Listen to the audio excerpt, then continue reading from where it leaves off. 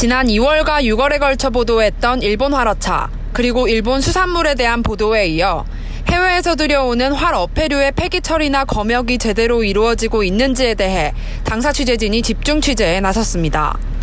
일본산 수입 활 어패류의 유통 과정입니다. 일본 수산물은 일본 활어차에 실려 페리를 타고 국내항으로 들어옵니다. 일본산 수산물을 실은 활어차는 각각의 항구에 설치된 방사선 감시기를 통과한 후 국내 도로를 달려 전국 통관장 및 보세 창고로 이동합니다.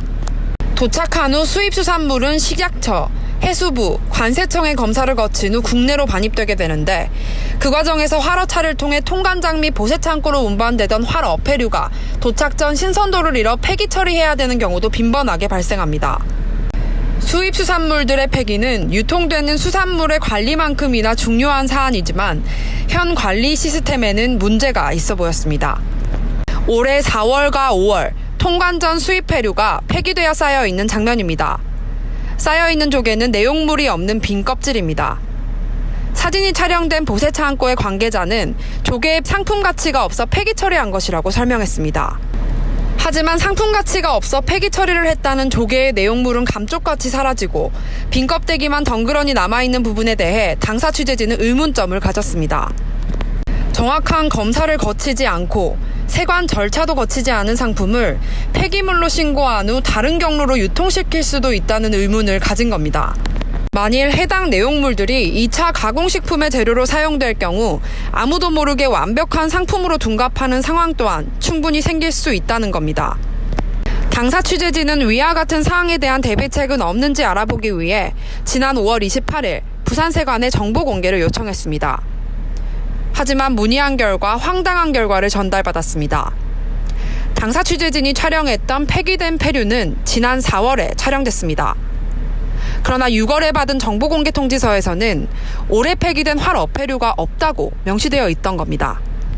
의문점을 가진 당사 취재진은 지난 7월 다시 한번 정확히 확인해달라며 부산세관에 정보공개를 요청했습니다. 부산세관이 폐기 절차와 함께 보내온 정보공개 통지서에서는 서류상의 위조나 직무유기가 의심되는 정황이 포착되기도 했습니다.